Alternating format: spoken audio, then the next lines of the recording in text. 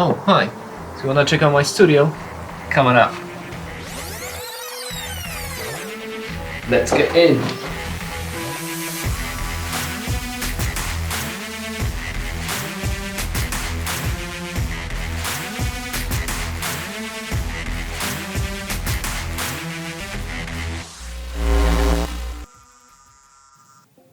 Hiya, I'm Mike Migas from Casefile and Casefile Presents, and on this channel I'm releasing videos on podcasting and audio production, so if you enjoy the content, you subscribe and notification buttons.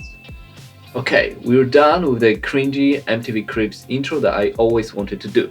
But now we're here in my production studio, and I wanted to show you the equipment that I actually use every day. Let's start with the most important aspect, which is the acoustics. So this room, it's tiny. It's a small space and it's not preferable if you want to do any kind of mixing or audio production. But we have to do best with what we got. So before I set it up, and I've got a video about setting up this room, you can link that in the description below. But before I set it all up, I've contacted people at GIK Acoustics and gave them the measurements. They came back with some suggestions and we've ended up with this. So I've ordered panels with black fabric and walnut finish. And what we got here is 2 corner bass traps in each of 3 corners. The top one is custom height, so they fit from floor to ceiling and they're freestanding. And why do I have 3 corners? Because the 4th corner has a door in it. Well, it's a door. So I wasn't able to fit another corner bass traps. Instead, I've ordered a rectangular monster bass trap with scatter plate inside, and I hang it on a normal clothes hanger that's over the door, and I can take it off whenever I want. So that's kind of a good solution. It's funny because before the hanger I've actually put a picture hook in the door. Well, that didn't work and now there's a hole in it. The acoustics helped to tame the low frequencies, because in a tiny room like that, the biggest problem is low frequencies that stay around and mask everything else. So the acoustics helped to tame that. Okay, let's move on. On my left hand side, I've got my main Midi keyboard, which is M-Audio Hammer 88. And that's 88 keys, fully weighted, the size of the normal piano keys, and it feels like a piano. And I wanted to get that because I had enough of these, sort of plasticky MIDI keyboards with smaller keys.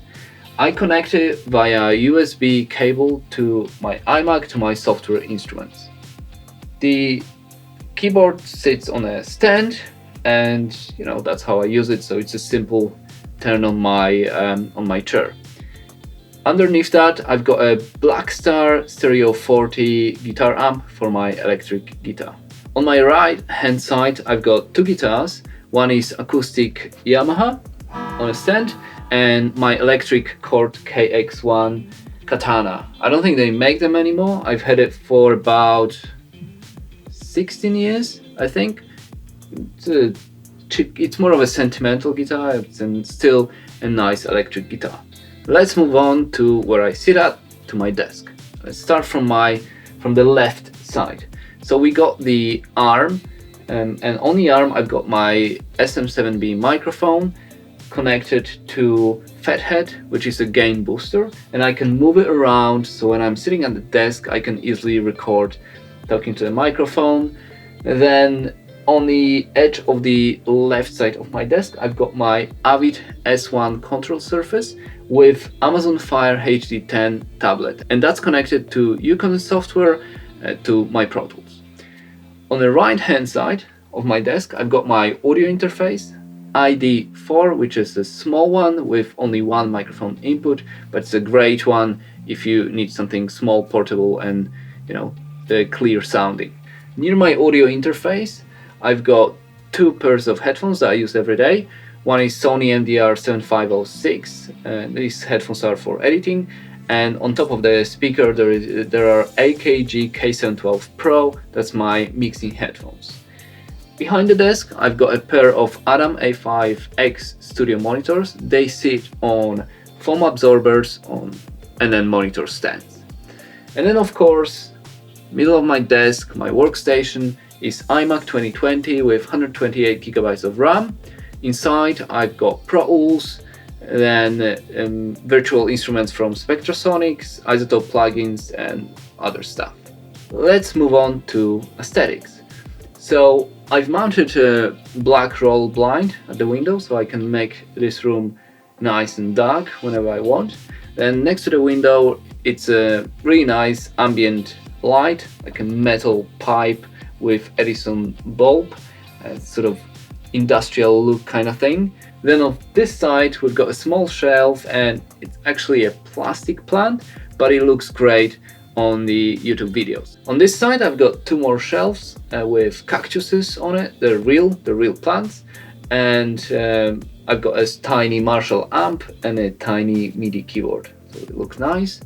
On this side, above the Midi keyboard, I've got my planner, I've got my schedule, and a space where I write goals for the year. And then behind me, finally, I got the framed picture from Hubble telescope. I like reading about universe and galaxies and physics, so it's just a nice touch. And I've also got a pixel light or pixel GS, whatever it's called, that I use for the ambient sort of blue light for these YouTube videos as well. I think that's it. I mean, I've got a piano chair that I use for the YouTube videos. I've got my normal chair, it's quite old. I need to get a new one.